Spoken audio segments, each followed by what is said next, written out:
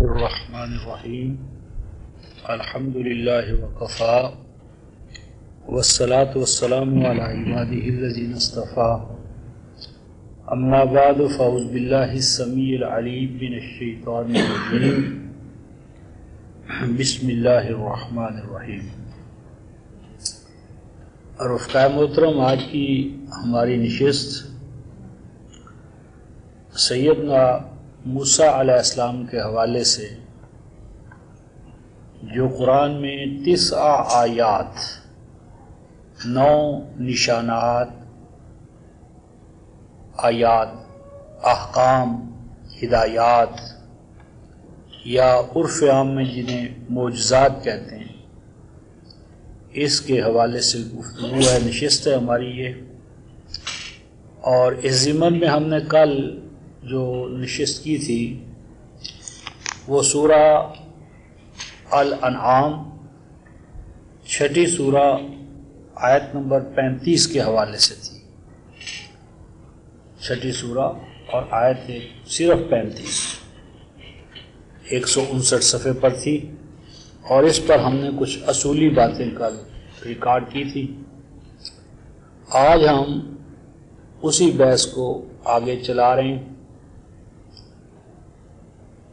اگلی بحث کا آغاز کرنے سے قبل رفقائے محترم ایک بنیادی بات ہمیں ذہن نشین رکھنی چاہیے یا کر لینی چاہیے، اور وہ یہ کہ فرعون اور جو فرعونی قوم تھی یعنی اہل مصر، ان کے بارے میں ہمارا عام تصور یہ ہے کہ یہ کوئی ایسی قوم تھی جو اللہ تعالیٰ کے وجود کی منکر تھی، یعنی گویا یہ اللہ تعالیٰ کو نہیں مانتی تھی۔ اور یہ کہ فرعون جو تھا یہ اپنے بارے میں الہ مطلق یا آلمائٹی اللہ ہونے کا مدعی تھا، اور اس حوالے سے انہیں اللہ تعالیٰ کے وجود کا اقرار کروانا معجزات کے ذریعے، یہ سیدنا موسیٰ علیہ السلام کا مشن تھا۔ اس میں یہ جو بنیادی بات ہمارے قلوب و اذہان میں ہے، اس کو سمجھنے کی ضرورت ہے کہ یہ واقعتاً ایسا نہیں ہے۔ قرآن حکیم میں ہم پہلے اس مسئلے کو صاف کریں گے، پھر 9 آیات پر ابھی اسی مجلس میں بحث کریں گے۔ اس ضمن میں رفقائے محترم، اگر ہم سورہ الاعراف 7ویں سورہ اور آیت 127، یہ 199 صفحہ ہے،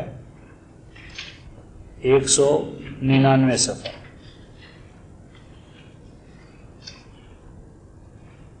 یہ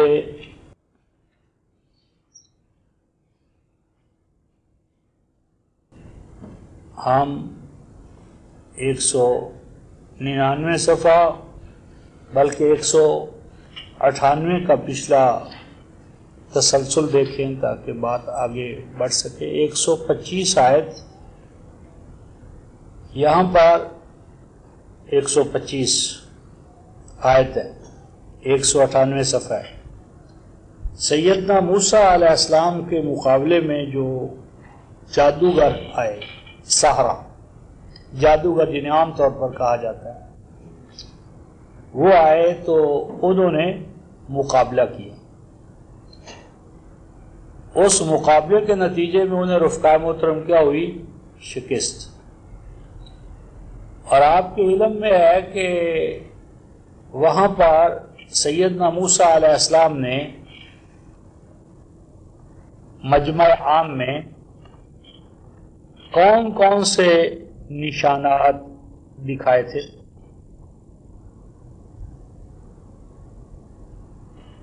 معجزات دکھائے گئے تھے۔ اس میں اگر آپ آیت 117 دیکھیں اسی سورہ میں، تو آپ دیکھیں گے کہ انہوں نے یہ آیت 116 فلما القوا سحروا اعین الناس واسترهبوهم وجاؤوا بسحر عظیم، کہ وہ جب مقابلے میں آئے تو انہوں نے لوگوں کی جو آنکھیں تھیں ان کو چنگھیا دیا، یعنی ایسے شعبدے کرشمے دکھائے کہ لوگوں کی آنکھیں ان کو دیکھ کر خیرہ ہو گئی۔ وَاسْتَرْحَبُوهُ، اور مزید برآں یہ کہ انہوں نے لوگوں کو اپنے موقف پر قائل کرنے کے لیے خوب ڈرایا، خوف کی حالت پیدا کی کہ دیکھو اگر تم ہمارے موقف کو چھوڑو گے، تسلیم نہیں کرو گے تو دیکھو پھر فرعون کے پاس اقتدار ہے، ہمارے پاس اقتدار ہے، اور اس اقتدار کے نتیجے میں جو ہمارے اقتدار کو چیلنج کریں گے تو ان کا ہم ستیہ ناش کر دیں۔ وَاسْتَرْحَبُوهُمْ، رحب، خوب انہوں نے ان کو ڈرایا۔ وَجَاؤُوا بِسِحْرٍ عَظِيمٍ، اور اس خوف اور دہشت کے ماحول میں اور جو ان کے پاس شعبدے تھے، کرشمے تھے، کرتب تھے، اس سے لوگوں کو قائل کرنے کے لیے انہیں بڑے پاپڑ بیلے، بڑے جھوٹ سچ کے جو ان کے بس میں تھا وہ انہوں نے کر دکھایا۔ اس کے بعد ہے وَأَوْحَيْنَا إِلَى مُوسَىٰ، ہم نے وحی کی جناب سیدنا موسیٰ علیہ السلام کی جانب، اور وحی یہ تھی ان الق عصاک، کہ جو عصا آپ کے پاس ہے آپ اس عصا کو سامنے لائیں، اسے پیش کریں۔ القا یلقی القا، پیش کرنا، سامنے لانا، لیکچر دینا۔ آج بھی القاء جو ہے وہ درس دینے کے لیے اور کلام الہی کو پیش کرنے یا وصول کرنے کے لیے قرآن میں استعمال ہوا۔ ابھی ہم اس کے ایک دو حوالے دیکھیں گے کہ تم جو عصا تمہارے پاس ہے اس پہ لیکچر دو، اسے پیش کرو، اور اس کا نتیجہ کیا نکلے گا رفقائے محترم؟ یہ بہت غور طلب الفاظ ہیں۔ آیت 117، فَإِذَا هِيَ تَلْقَفُ مَا يَأْفِكُونَ۔ عام ترجمہ ہمارے ذہنوں میں یہ ہے نا کہ وہ سانپ، رسیاں جو انہوں نے پیش کی تھی تو موسیٰ علیہ السلام کا عصا ان سب کو نگل گیا، کھا گیا۔ یہاں رفقائے محترم ایک تو لفظ ہے تلقف، لام قاف فا، لاقا فا، اور دوسرا ہم لفظ ہے یافقون۔ لاقافہ کہتے ہیں کوئی جو جھوٹا دعویٰ کر رہا ہو، اس جھوٹے دعوے کو باطل کرنے کے لیے حقیقی سچا دعویٰ پیش کر دینا، کہ وہ سچ کے آ جانے سے جھوٹا دعویٰ خود بخود اپنی موت مر جائے۔ اور دوسری بات کہ یہ یافقون افق سے ہے، افق یافقو، افاق، افاق نسیم۔ ابھی ہم قرآن سے دیکھ سکتے ہیں کہ افاق نسیم قرآن نے کس کو کہا ہے، تو یعنی یہ اصلاً ان کے مذہبی پیشوا تھے، اور ان مذہبی پیشواؤں نے اپنے موقف کی حقانیت کے لیے بڑی لمبی چوڑی باپ دادا کی روایات، قصے، کہانیاں جو ان کے بس میں تھا، ایک طرف تو انہوں نے وہ پیش کیا، اور دوسری طرف جو اقتدار ان کے پاس تھا اس اقتدار کو بنیاد بنایا کہ دیکھو اگر اس موقف کے خلاف چلے اور پھر موسیٰ کا مقابلہ تم نے نہ کیا تو تمہارا یہ اقتدار تم سے چھن جائے گا، اور یہ موسوی جماعت تم پر غالب آ جائے گی اور تم محکوم ہو جاؤ گے، اور صدیوں سے جو تمہارا غلبہ، قوت، اقتدار اور وی آئی پی جو بنے ہوئے ہو، آنن فانن تمہاری پوزیشن تبدیل ہو جائے گی۔ تو قرآن کہتا ہے کہ تلقف ما یافقون، جو جھوٹے سچے ڈرامے، افسانے، غلط چیزیں انہوں نے پیش کی تھی مجمع عام میں، سیدنا موسیٰ علیہ السلام کے عصا نے ان سب کو یعنی کچل دیا، ان سب کی گردن مروڑ دی، ان سب کے اندر جو کچھ تھا وہ سارے کا سارا ختم ہوا۔ اور آگے قرآن کہتا ہے فَوَاقَعَ الْحَقُّ وَبَطَلَ مَا كَانُوا يَعْمَلُونَ، اور اللہ تبارک و تعالیٰ کا نازل کردہ حق جو تھا، الحق جو تھا، وہ گویا کہ جس طرح ہم کہتے جادو، وہ جو سر چڑھ کر بولے، فواق الحق، حق جو سیدنا موسیٰ علیہ السلام کو اللہ تعالیٰ نے عطا کیا تھا وہ دو چار کی طرح واضح ہو گیا، یعنی وہ پوری طرح بیٹھ گیا مجمع عام پر، ان کے قلوب و اذہان میں وہ حق جو تھا وہ ذہن نشین ہو گیا، وہ جم گیا، فواقع۔ اچھا، اور اس کے نتیجے میں ہوا کیا؟ قرآن کہتا ہے اُلْقِیَ السَّحَرَةُ ساجدین قالوا آمنا برب العالمین۔ فرمایا کہ وہ جو خطبات تھے روایات والے، انہوں نے موسوی حقائق کے سامنے سرنڈر کر دیا، اور وہ سرنڈرنگ کرنا یہ تھا، قالو، انہوں نے کہا، آج ہمارا عقیدہ یہ بن گیا، آمنا برب العالمین، کہ ہم اللہ پر ایمان لائے جو اللہ رب العالمین ہے۔ یعنی ان کا جو سابقہ تصور تھا وہ اللہ کو رب العالمین بنانے کی بجائے وہ اپنے طبقے کا، اپنے حاکم قوم کا اپر کلاس کا رب مانتے تھے، یعنی رب ہے تو بس انہی کا ہے، اور وہ اس رب کی اولاد ہیں، جس طرح سورج بنسی کی اولاد سمجھتی ہے کہ ہم تو چونکہ سورج کے حوالے سے پیدا ہوئے ہیں لہٰذا ہمارا تو اس کے ساتھ خاص تعلق ہے، اور ہمارے ماسوا جو ہیں وہ اچھوت ہیں، ملیچ ہیں، ہاں جی، وہ ان کا شودر ہیں، ان کا تو کوئی حق ہی نہیں ہے، اصلاً تو رب صرف ہمارا ہے۔ تو موسیٰ علیہ السلام کے ان پیش کردہ حقائق کو جب انہوں نے مان لیا تو ان کا ایمان اب قومی ایمان نہیں تھا، وہ رب کو قومی رب نہ مانے، بلکہ انہوں نے کہا آمنا برب العالمین۔ اب اس مقام پر جس بات پر میں آپ کی توجہ مبذول کرانا چاہتا تھا وہ یہ کہ اس پورے مجمع میں کتنے معجزات پیش کیے رفقا محترم، یعنی کتنی آیات پیش کی ان 9 میں سے، یعنی ایک ہی آیت ہے، اور وہ آیت کون سی ہے؟ عصا، یعنی آپ کے پاس ایک عصا ہے اور دوسرا کیا ہے؟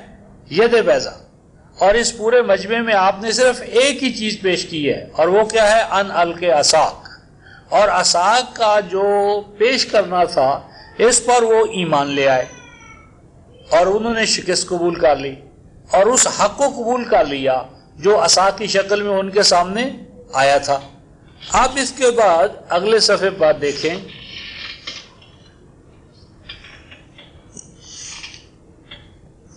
آیت 125۔ جب فرعون کو یہ سارا منظر اس کے سامنے آیا، فرعون کے سامنے، تو فرعون نے کہا کہ تم ایمان لے آئے اس سے قبل کہ میں تمہیں اجازت دیتا، میری اجازت کے بغیر ہی تم ایمان لے آئے ہو، اور مزید برآں میں اب تمہیں اس کی بھرپور یعنی سزا دوں گا۔ خوفناک سزاؤں کا اعلان کیا، آیت 124۔ 125 میں یہ جو جادوگر تھے انہوں نے کہا قالوا انا الی ربنا منقلبون، انہوں نے کہا کہ ہمیں ان سزاؤں کا کچھ خوف یا ڈر نہیں ہے، کیونکہ انجام کار تو ہم نے زوج یا بدیر اپنے رب کے پاس تو جانا ہی ہے، یعنی ہم ہمیشہ کے لیے تو اس کا دنیا میں بیٹھنے کے لیے نہیں آئے، رہنے کے لیے نہیں آئے، کبھی موت آ جائے یا تمہارے ہاتھ سے ہمارا خاتمہ ہو جائے، دونوں شکلوں میں ہم نے تو اپنے رب کے حضور میں جانا ہے، اور اگر رب کے حضور میں جائیں اس کی رضا کو لے کر اور اس کے پیغام اور مشن کے لیے اپنی جانوں کی قربانی دے کر، تو اس سے بڑی سعادت کیا ہے؟ ہمارے لیے کوئی مسئلہ نہیں ہے زندہ رہیں یا مر جائیں، اور اگر موت اس کے راستے میں آ جائے تو ہمیں کیا تکلیف ہے؟ اور مزید برآں انہوں نے کہا وَمَا تَنْقِمُ مِنَّا إِلَّا أَنْ آمَنَّا بِآيَاتِ رَبِّنَا لَمَّا جَاءَتْنَا، یہ ہے اصل بنیادی بات۔ فرمایا انہوں نے کہا کہ تو ہم سے کس چیز کا انتقام لے رہا ہے یا لینا چاہتا ہے؟ اس چیز کا انتقام لینا چاہتا ہے کہ ہم ایمان لے آئے، ان آمنا یہ کہ ہم ایمان لے آئے کس چیز پر رفقا محترم؟ بے آیات ربنا، یعنی ایک آیت نہیں تھی عصا کہ جس پر وہ ایمان لائے تھے. یعنی کہنا میں نے یہ تھا پچھلے مقام کو اگر آپ پڑھیں تو کیا تھا؟ ان القی عصا، صرف ایک عصا ہی تو پیش کیا انہوں نے سیدنا موسیٰ علیہ السلام نے، اور جو ایک عصا سحرۃ فرعون کے سامنے آیا اور قرآن نے اسے الحق کہا، تو اب وہ سحرۃ فرعون کا یہ بیان ہے کہ ہم ایمان لے آئے بے آیات ربنا، اپنے رب کی آیتوں پر. یعنی عصا ایک آیت نہیں تھی، وہ کیا تھا؟ بے آیات ربنا، یہ تو بہت سی آیات تھی کہ جن پر وہ ایمان لے آئے. اور کب ایمان لائے رفقا محترم؟ لما جاءتنا، یہ نہیں کہا جب ہم نے ان آیتوں کا مشاہدہ کیا، جب ہم نے ان آیتوں کا مشاہدہ کیا یہ نہیں کیا. یعنی یوں نہیں فرمایا کہ لما شہدناہا، جب ہم نے ان آیتوں کا مشاہدہ کر لیا تو ہم ایمان لے آئے. کیا فرمایا؟ لما جاءتنا، جب وہ آیتیں ہم پر پہنچ گئیں، ہمارے پاس آ گئی. اور آنے والی چیز کتاب ہے، ہدایت ہے، ہدایت آتی ہے، اللہ تعالیٰ کی طرف سے کلام آتا ہے، حکمت آتی ہے کہ جس کا تعلق آنے کے ساتھ ہے. وہ آیات تنزیل ہیں، آیات احکام ہیں، آیات الہدا ہیں. اور وہ جو ہمارے ذہنوں میں ہے وہ تو ایک دوسری بات ہے. یہ پہلا پوائنٹ تھا رفقا محترم جس پر میں آپ کی توجہ مبذول کرانا چاہتا تھا کہ ہم اس منظر کو قرآن میں دیکھیں کہ قرآن اس منظر کی کیا منظر کشی کرتا ہے، اور جن کے سامنے وہ سب کچھ ہوا وہ جو موقع کے گواہ ہیں وہ کون ہے؟ سحرۃ فرعون. تو سحرۃ فرعون اس تمام سچویشن کو دیکھ کر ان کی فائنل اوپینین کیا تھی؟ ان کی فائنل اوپینین یہ بنی کہ وہ یہ کہہ رہے ہیں کہ آمنا بآیات ربنا لما جاءتنا، یعنی وہ ایک آیت پر ایمان نہیں لائے بلکہ بہت سی اپنے رب کی آیات پر ایمان لائے ہیں، اور اس کے نتیجے میں انہوں نے رب کو رب العالمین مانا ہے. یہ پہلی بات ہے. نمبر 2، دوسرا پوائنٹ آیت 127 میں آ رہا ہے کہ یہ کہنا کہ فرعون یا فرعون کی قوم اللہ تعالیٰ کی منکر تھی، اللہ کو نہیں مانتی تھی، یہ باطل تصور ہے. دیکھیں آیت 127 میں ہے کہ جب وہ سحرۃ فرعون ایمان لے آئے اور اس بھرے مجمع میں فرعونیوں کو شکست ہوئی اور فرعون کی خوب مٹی پلید ہوئی، تو آپ پورے مجمع میں موسیٰ علیہ السلام کا علم کلام چھا گیا، اور فرعون اپنی تمام قوت و طاقت کے باوجود ناکام و نامراد واپس لوٹا. اب لازم بات ہے مملکت میں، شہر میں، دارالحکومت میں جگہ جگہ چرچے ہونے لگے کہ بھئی دیکھو موسیٰ نے تو ہمارے ہی جو نمائندے تھے ان کو قائل کر لیا، وہ موسوی موقف پر ایمان لے آئے اور اتنا سخت ایمان لائے کہ انہوں نے مطلب ہے فرعون کو چیلنج کر دیا کہ فقض ما انت قاض، جو کر سکتا ہے کر لے، ہم تو باز آنے والے نہیں ہیں. تو اب جب اتنا بڑا ایمان ان کے اندر پیدا ہو گیا تو اب یہ تو نہیں ہوگا کہ وہ فرعون کے ساتھ کھڑے رہیں گے. لازمی بات ہے کہ اس ایمان کے بعد وہ موسوی جماعت میں شامل ہوئے، کیونکہ یہ الفاظ تھے کہ ربنا افرغ علینا صبرا وتوفنا مسلمین، اے اللہ اب ہم ہر پرسیکیوشن کا مقابلہ کریں گے، تو ہمیں عزم و ہمت عطا فرما اور ہماری موت ہو تو مسلمین کے ساتھ ہو. اور اس دور میں مسلمین کے نمائندہ سیدنا موسیٰ علیہ السلام تھے. اب جب معاملہ یہاں تک پہنچ گیا تو اب جو فرعونی کیبنٹ تھی، فرعون کی پارلیمنٹ تھی، اس نے اگلا سٹیپ اٹھایا. وہ یہ تھا وَقَالَ الْمَلَأُ مِنْ قَوْمِ فِرْعَوْنَ أَتَعْذَرُ مُوسَىٰ وَقَوْمَهُ لِيُفْسِدُوا فِي الْأَرْضِ وَيَذَرَكَ وَآلِهَتَكَ. یعنی فرعون کی کیبنٹ نے فرعون سے یوں کہا کہ کیا آپ موسیٰ کو اور اس کی قوم کو مسلسل روپے ہم چھٹی دیے رہیں گے؟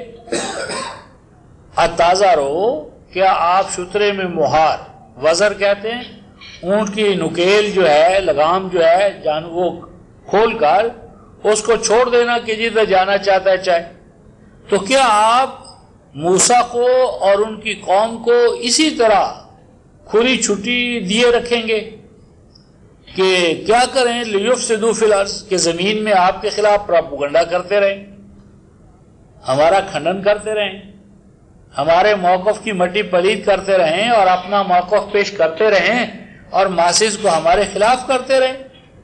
کب تک آپ ان کو چھٹی یہ دیتے رہیں گے؟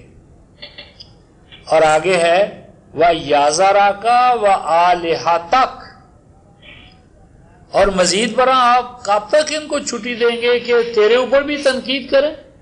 یَذَرَكَ یعنی تنقید کرنا، بے قدری کرنا، کسی چیز کو اہمیت کے قابل نہ سمجھنا کہ آپ کی بھی مٹی پلید کریں۔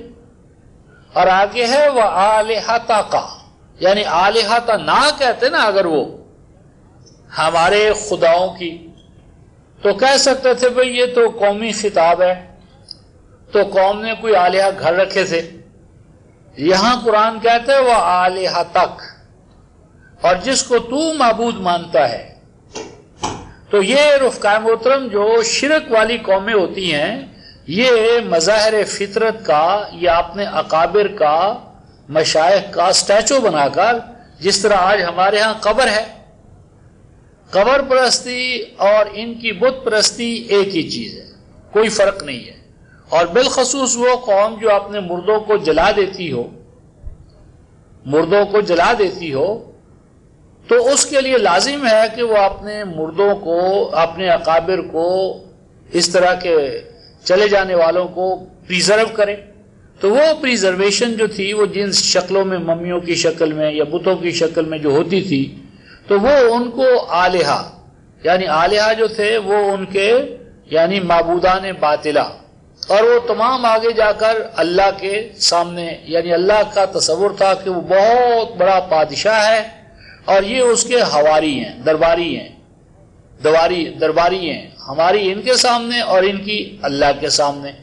یعنی ایسا نہیں تھا کہ یہ مطلقاً اللہ تبارک و تعالیٰ کے منکر تھے، ایسا نہیں تھا، ان کے اندر بھی الوہیت کا تصور تھا، اور وہ الوہیت کا تصور دراصل مشرکانہ تھا۔ یہ دوسری بات ہے۔ اسی ضمن میں ہم سورہ طٰہٰ کا ایک مقام دیکھتے ہیں جہاں یہ مناظرہ شروع ہوتا ہے۔ سیدنا موسیٰ علیہ السلام جب عصا کو پیش کرتے ہیں تو وہاں قرآن حکیم نے ان کی تقریر جو ہے، جو سیدنا موسیٰ علیہ السلام نے کی ہے، وہ محفوظ ہے قرآن میں۔ اس تقریر سے تمام جو اگلے ہمارے مسائل ہیں ان کو حل کرنے کے لیے ہمارے پاس ایک کنجی، چابی جو ہے، کلید جو ہے وہ حاصل ہوتی ہے۔ وہ دیکھیے کہ وہ کیا ہے۔ یہ سورہ طٰہٰ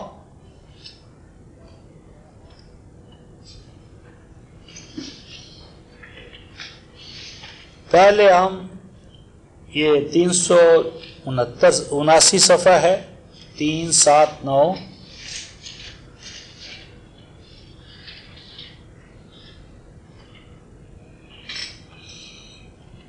آیت نمبر 60، 379 صفحہ، آیت نمبر 60۔ فَتَوَلَّى فِرْعَوْنُ فَجَمَعَ قَيْدَهُ ثُمَّ أَتَىٰ۔ پہلے سیدنا موسیٰ علیہ السلام کے ساتھ اپوائنٹمنٹ ہو گئی کہ بڑے میدان میں ہم اکٹھے ہوں گے، اور جو ہمارا نیشنل ڈے ہے، یوم الزینہ، اس پر ہم آئیں گے اور تیری اور ہماری پوزیشن یکساں ہوگی، مکاناً سوا، تیرے اور ہمارے مابین اس مناظرے کے دن چھوٹے اور بڑے کا کوئی امتیاز نہیں ہوگا، برابر برابر تیری اور ہماری پوزیشن یکساں ہوگی۔ اور دوپہر کے وقت یہ مناظرہ ہوگا۔ قال موعدکم یوم الزینہ وَأَن يُحْشَرُ النَّاسُ ضُحًى، دوپہر کے وقت۔ اس میں رفقائے محترم ایک نقطہ ہے کہ اگر ید بیضاء کا معجزہ ہمارے خیال میں ایک ایسا تھا کہ جو روشنی کے حوالے سے تھا کہ ہاتھ ڈالا بغل میں پھر باہر نکالا اور وہ روشن نظر آنے لگا، تو آپ سوچیں اس کے لیے دن کا وقت چاہیے تھا یا رات کا؟ یعنی اگر کوئی روشنی کا، لائٹ کا، فزیکل لائٹ کا دیکھنے دکھانے کا مسئلہ ہوتا تو سیدنا موسیٰ علیہ السلام مطالبہ کرتے رات کا۔ مطالبہ کیا کیا ہے؟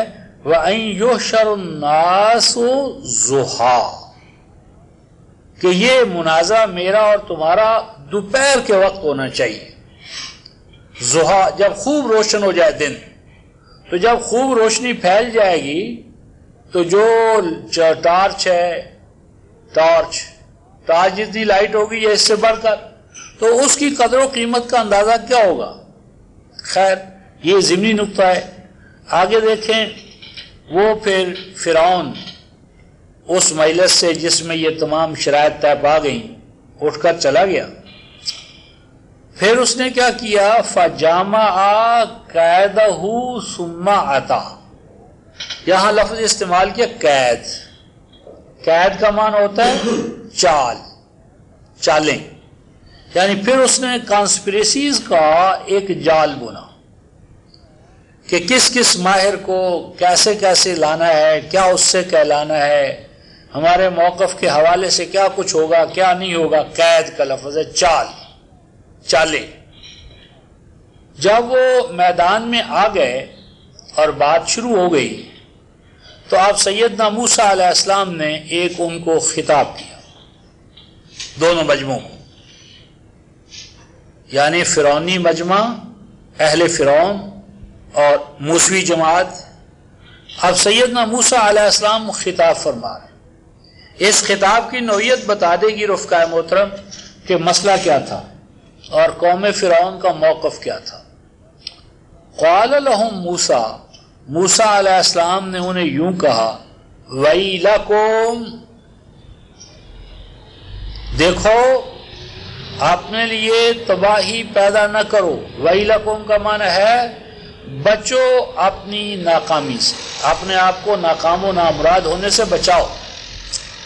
عام ترجمہ یہ ہے کہ ناکامی و نامرادی ہے تمہارے لیے، لیکن یہ ترجمہ ہم نے نہیں کیا، ہم نے لام کی زبر کا خیال کرتے ہوئے یہاں ایک فعل معذوف مانا ہے جس کا یہ مفعول ہے، اور اس کا معنی ہے کہ بچاؤ اپنے آپ کو ناکام ہونے سے۔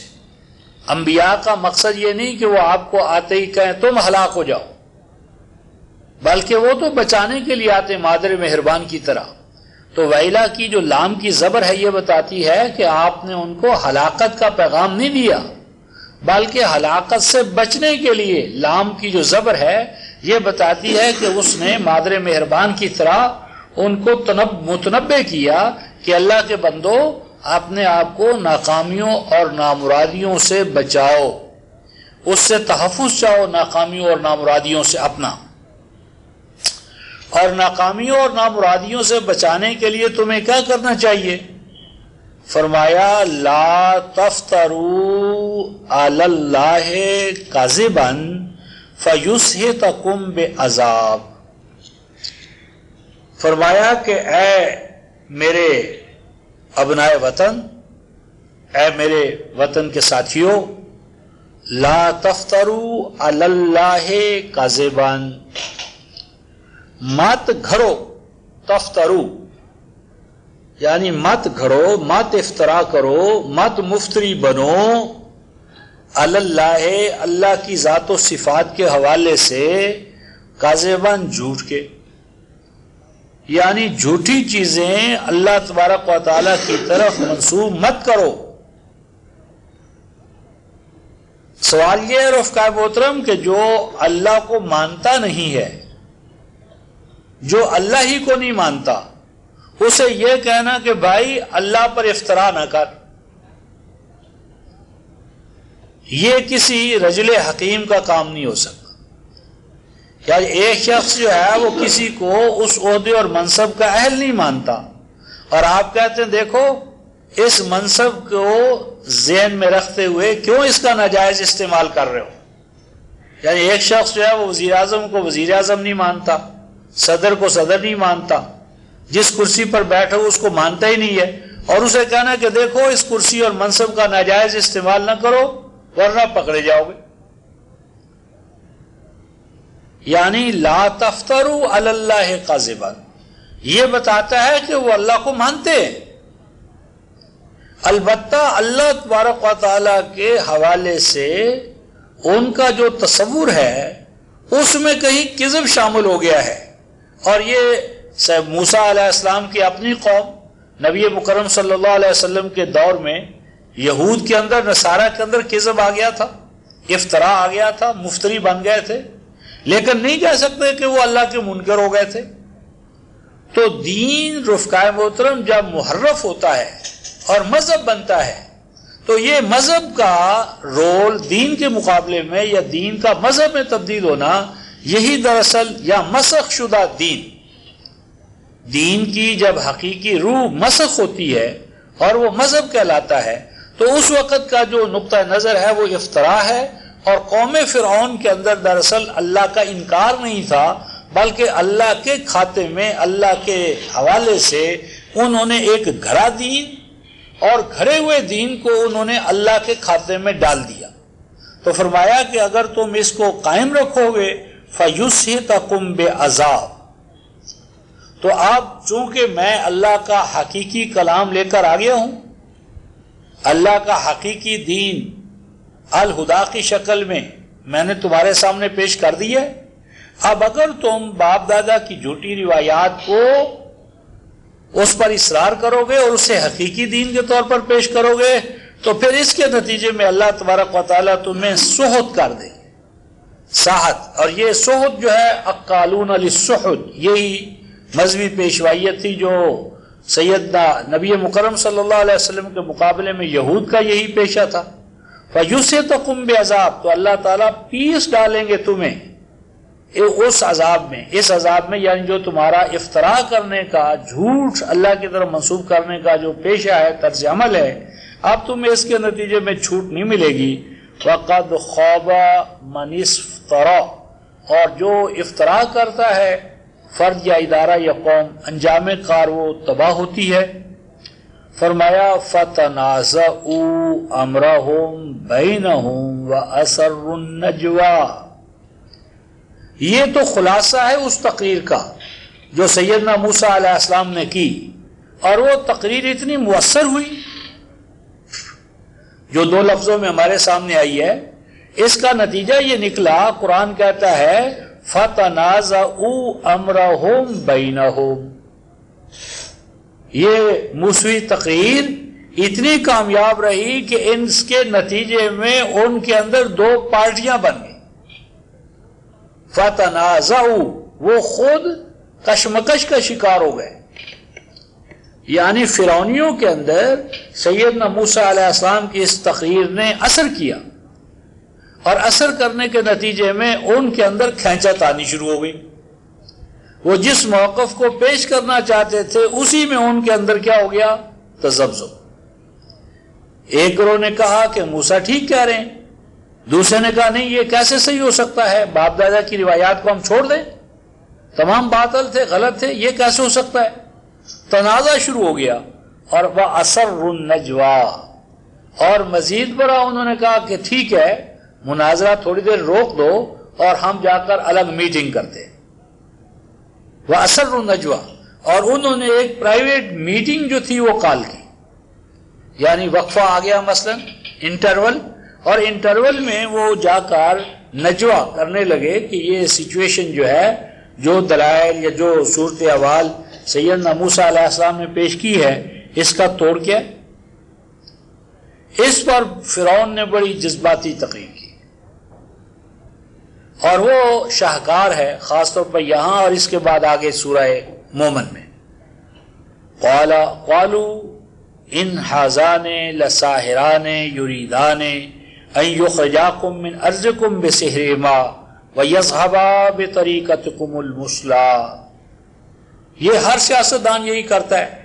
فرمایا کہ آخر کار ان کی کیبنٹ نے یہ اجتماعی یعنی سب کا اجماعی موقف یہ تھا کہ یہ دونوں موسیٰ اور ہارون یہ تو اپنے زور بیان سے تمہیں سرزمین مصر سے نکالنا چاہتے ہیں. یہ تو اقتدار پر، تخت پر، حکومت پر قبضہ کرنا چاہتے ہیں. تو یہ قوم کو یعنی ڈرایا کہ اگر تم نے موسوی موقف اختیار کر لیا تو تمہاری حکمرانی ختم ہو جائے گی، یا اس اقتدار میں تمہیں بنی اسرائیل کو بھی اور دوسروں کو بھی شریک کرنا پڑے گا. سورہ قصص میں آپ نے دیکھا کہ انہوں نے حاکم و محکوم کے طبقات بنا لیے تھے. تو حاکم طبقے نے کہا کہ اگر ہم نے اللہ کو رب العالمین مان لیا تو پھر تو نتیجتاً وسائل میں، اقتدار میں، حکومت میں ان کو شریک کرنا پڑے گا. تو جو ملیں، کارخانے، زمینیں، جائیدادیں تم نے اپنے لیے خاص کی ہوئے ہیں، تم ہاریوں کو، مزاروں کو، کسانوں کو، ٹرائلنگ ماسز کو شریک کرو گے؟ کرنا چاہتے ہو؟ دو گے ان کو برابر کے رائٹس؟ وَيَذْهَبَا بِطَرِيقَتِكُمُ الْمُثْلَىٰ. سیاستدانوں کو یہ چکمہ دیا اور مذہبی پیشواؤں کو اور صوفیوں کو کہا کہ یہ موسیٰ جو کچھ کہہ رہا ہے اس کو معمولی نہ سمجھو. وَيَذْهَبَا بِطَرِيقَتِكُمُ الْمُثْلَىٰ. طریقت ہمارے ہاں بھی ہوتا ہے نا، یہ شریعت ہے اور یہ طریقت ہے، یہ قانون ہے اور یہ باطنی شریعت ہے، باطنی قانون ہے. تو اہل ظاہر کو تو اقتدار کا ڈراؤنا خواب دکھایا کہ اگر تم نے بات مان لی موسیٰ کی تو اقتدار کی جو تمہاری ناؤ ہے، کشتی ہے، وہ گرداب بلا میں اور ڈوب بھی جانے کا امکان ہے. اور باقی رہے مذہبی پیشوا تو انہوں نے کہا کہ یہ تو جناب موسیٰ جو حق لایا ہے، جو دین لایا ہے، جو کچھ وہ تم سے توحید کا اور عبودیت کا تصور جو دینا چاہتا ہے، یذھبا بطریقتکم المثلیٰ. تو جو تمہاری مثالی طریقت ہے، جو طریقت باپ دادا سے، اکابر سے، مشائخ سے اب تک چلی آ رہی ہے، اس تمام کا یہ بیڑا غرق کر دے گا. طریقت ختم، خانقاہیں ختم، خانقاہی نظام ختم. یہ جو ضربیں لگا لگا کر بیٹھتے ہو، مفت کی کھاتے ہو، تو میاں یہ تو تمہاری طریقت، خانقاہی، سارا نظام ہی تو بالا ہو جائے گا. مذہب، تمدن، تصوف تمام، بتان عجم کے پجاری تمام، تو یہ تو میاں سارا نظام ہی تباہ و برباد ہو جائے گا. اس لیے فَأَجْمِعُوا كَيْدَكُمْ ثُمَّ أَتُوا صَفًّا.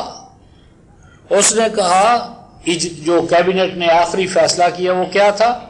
فَأَجْمِعُوا كَيْدَكُمْ. جو ٹوٹکا ٹونا، تدبیر، سازش، قید، جو کچھ کانسپریسیز، ٹوٹکے ٹونے، جادو یعنی جھوٹ سچ، قید، جو چالیں تم چل سکتے ہو وہ ساری کی ساری آج اکٹھی کرو.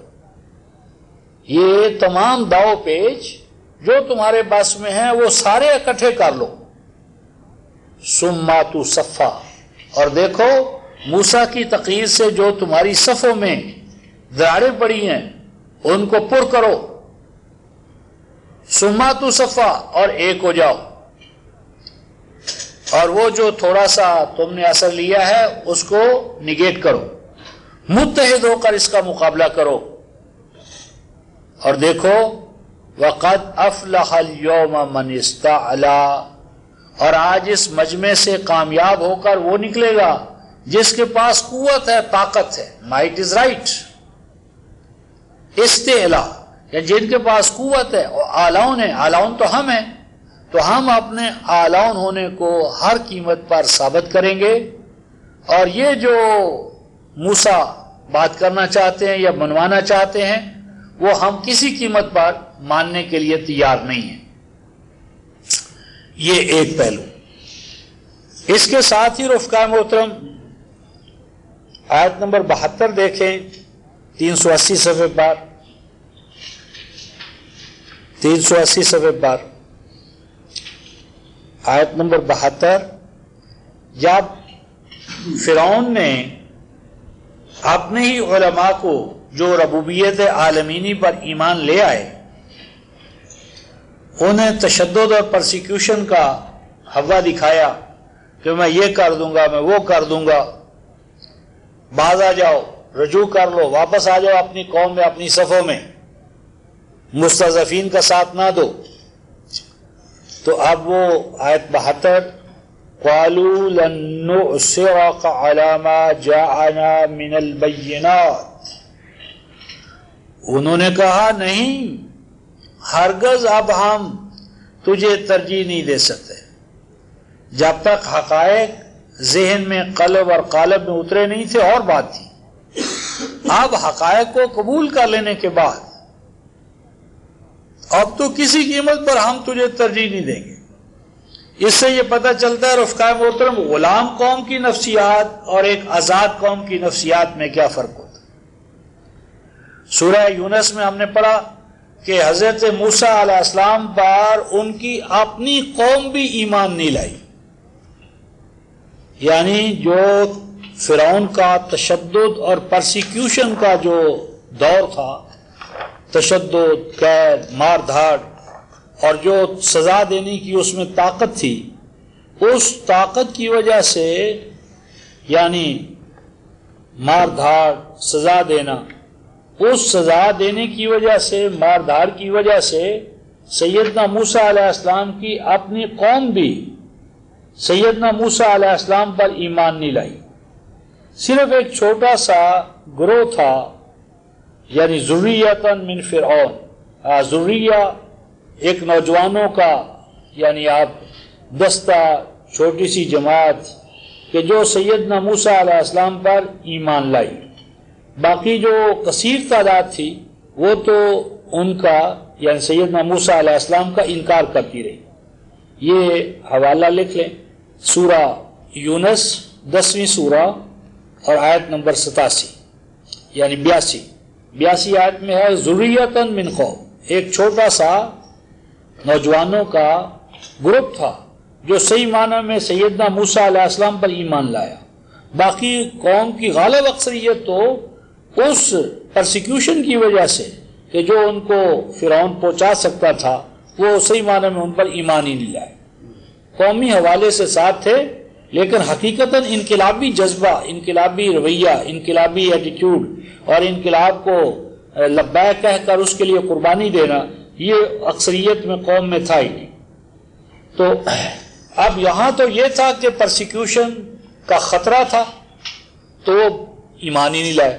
یہاں پر وہ سحرۃ فرعون جو فرعونی قوم کے علماء ہیں وہ جب حقائق کو، موسوی حقائق کو تسلیم کرتے ہیں اور موسیٰ وہ فرعون ان کو پھانسی پر چڑھانے کا دیتا ہے الٹیمیٹم، تو وہ کہتے کوئی بات نہیں، لن نؤثرک علی ما جاءنا، ہرگز ہم آپ کی ذات کو، آپ کے موقف کو، دین کو ترجیح نہیں دے سکتے، جو کرنا ہے کر لے، کوئی بات نہیں. آگے ہے کیوں نہیں ترجیح دے سکتے، کس چیز پر ترجیح نہیں دے سکتے؟ علی ما جاءنا من البینات، ہمارے پاس تو بینات آئی ہیں. یعنی آپ دیکھیں گے کہ یہاں بھی صرف ایک ہی بینہ ہے اور وہ ہے عصا. یعنی صرف عصا کا جو ہے نا یعنی مشاہدہ یا پیشکش یا سامنے لانا صرف عصا کا ہوا ہے. لیکن سہارا تو کیا کہتے ہیں کہ ہمارے پاس تو بینات آئی ہیں، ایک بینہ نہیں ہے، بینات ہیں. اور والذی فطرنا، اور فاطر السماوات والارض نے جو کلام ہمیں دیا ہے اور ہم اس کو سمجھ گئے ہیں، اس کے ہوتے ہوئے ہم آپ کو کسی قیمت پر آپ ترجیح نہیں دے سکتے. اور مزید برآں ایک اور بات آ رہی ہے رفقائے محترم آیت نمبر 73 میں، کیا فرمایا؟ فَاقْضِ مَا أَنْتَ قَاضٍ، جو تیرے بس میں ہے کر ڈال، جو کر سکتا ہے کر لے، کر گزر. زیادہ زیادہ کیا ہے، تو کیا کر سکتا ہے ہمارے ساتھ؟ انما تقضی هذه الحیات الدنیا، یہی ہے نا، پھانسی دے دے گا، دے دے. آخری سزا کیا ہے تیرے پاس؟ تختہ دار پر لٹکائے گا، پھانسی دے گا، ہماری حیات دنیا کی زندگی ختم ہو جائے گی. تو کس نے یہاں ہمیشہ کے لیے بیٹھنا ہے؟ ہم ایک لمحہ پہلے اور تو ایک لمحہ بعد، تو چل چلاؤ ہے، جانا تو ہے ہم نے، تو کوئی فرق نہیں پڑتا. انما تقضی حاضی الحیات الدنیا، کوئی بات نہیں، ہم جانے کے لیے تیار ہیں.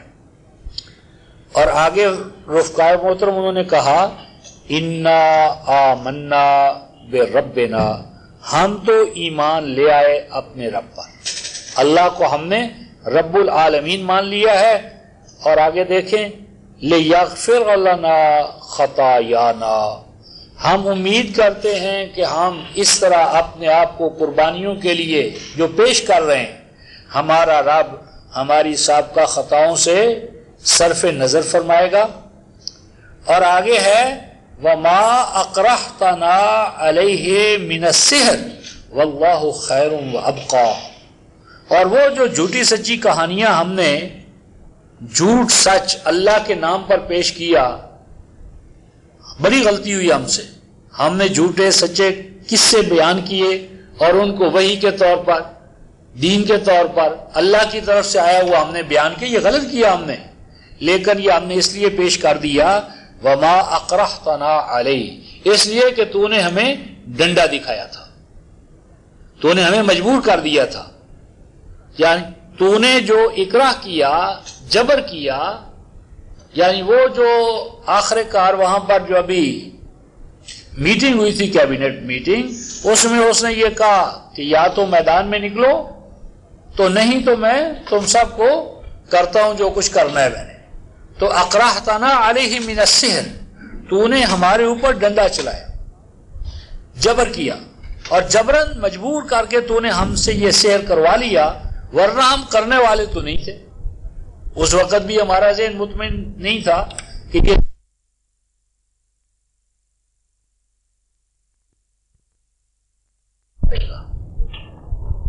یہ دوسرا پوائنٹ اور محترم جو میں آپ حضرات کے سامنے لانا چاہتا تھا کہ موسیٰ علیہ السلام نے جو عصا پیش کیا وہ مجرد ایک عصا نہیں تھا، وہ مجموعہ آیات تھا، وہ ایک وحدت تھی، یونٹ تھا جو بہت سی آیات پر مشتمل تھا، اور وہ حق تھا.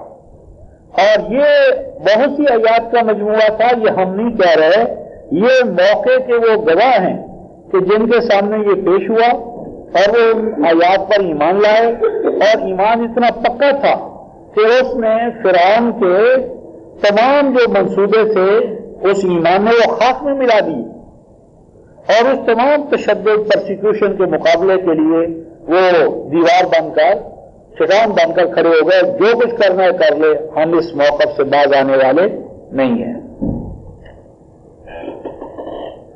اس کے بعد اگلی بات ایک اور ہے، نہ صرف وہ الوہیت کے قائل تھے، اور ان کا جھگڑا جو تھا وہ تھا دین مفترا. انہوں نے فیبریکیشن جو کی ہے نا، اس فیبریکیشن کو انہوں نے اللہ تبارک و تعالیٰ کے کھاتے میں ڈال دیا تھا. یعنی جو باپ دادا نے جھوٹے سچے ان کو قصے کہانیاں سنائے، اور اس کے لیے ہم مسلسل ایک آیت دیکھا کرتے ہیں، سورہ الانعام کی آیت 112 کہ وہیاں دو ہیں، وہی رحمان اور وہی شیطان. تو شیطانی وہیوں کو قرآن نے فیبریکیشن یہ اختراع کہا ہے. تو ان کا مسئلہ بھی اسی طرح کا تھا کہ ان کو وہ دین بنا کر بیٹھے ہوئے تھے. اس ضمن میں رفقا محترم ایک میں آیت آپ کے سامنے لانا چاہتا ہوں. یہ 64 صفحہ ہے، 64 صفحہ بہت مشہور یہ آیت ہے. استدلال میں عموماً ہم اسے پیش کرتے ہیں. سورہ آل عمران آیت نمبر 23. یہ 23 اور 24 دونوں میں آپ ایک بات دیکھیں گے. بنی اسرائیل کا ذکر ہے، اور بنی اسرائیل کے اس عقیدے کا ذکر ہے کہ وہ کہتے تھے، یہ ہم 24 لے رہے ہیں، 24 آیت 23 کو چھوڑتے ہوئے، ذالک بأنہم قالوا لن تمسنا النار الا ایاما معدودات فرمایا کہ وہ دین الہی کی طرف، اللہ کی کتاب کی طرف اس لیے نہیں آ رہے کہ انہوں نے یہ عقیدہ بنا لیا ہے کہ آگ نہیں چھوئے گی ہمیں مگر کچھ دن، جہنم کی آگ ہمارے اوپر حرام ہے، ہم امت مرحومہ ہیں، ہمیں اللہ نے بخش دی ہے، اور کچھ دن کے لیے جانا پڑے گا، اگر جانا پڑا تو پھر ہمارے اکابر اور مشائخ ہمیں چھڑوا لائیں گے۔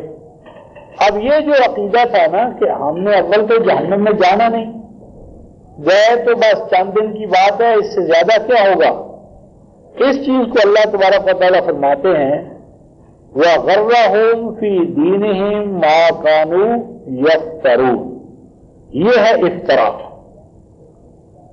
یعنی دھوکے میں ڈال دیا انہیں ان کے دین کے حوالے سے اس چیز نے ما کانوا یفترون، جو انہوں نے افتراء کی فیبریکیشن، یہ ہے فیبریکیشن، اس طرح کی فیبریکیشن تھی جو قوم فرعون میں عام تھی۔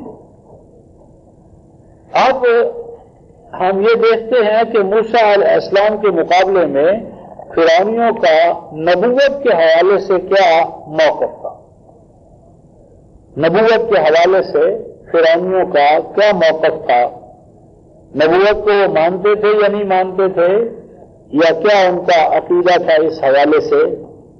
تو یہ قرآن میں آیت نمبر 34 ہے، سورہ المؤمن،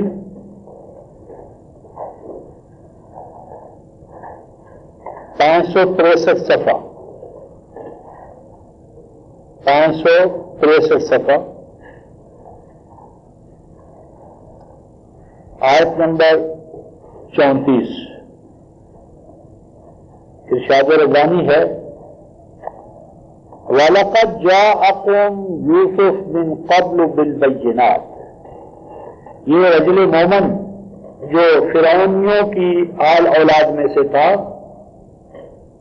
فرعونی الاصل تھا، اصل مصری تھا، فرعونی دین اور مذہب پر چل رہا تھا، لیکن موسیٰ علیہ السلام پر اب وہ ایمان لایا، لیکن اس نے اپنے ایمان کا اعلان اوپنلی نہیں کیا، اور جب یہ مناظرہ وغیرہ یہاں تک پہنچ گیا کہ وہ شکست ہو گئی انہیں، تو اب انجام کار انہوں نے موسیٰ علیہ السلام کو قتل کرنے کا منصوبہ بنایا کہ اس کے سوا یہ مہم جو ہے یا منصوبہ جو ہے فیل نہیں ہو سکتا کہ اس قائد کو قتل کر دیا جائے، اس کو قتل کرو اور اس کی پارٹی کو بین کرو، اور اس طرح یہ تمام قضیہ ختم ہو جائے گا۔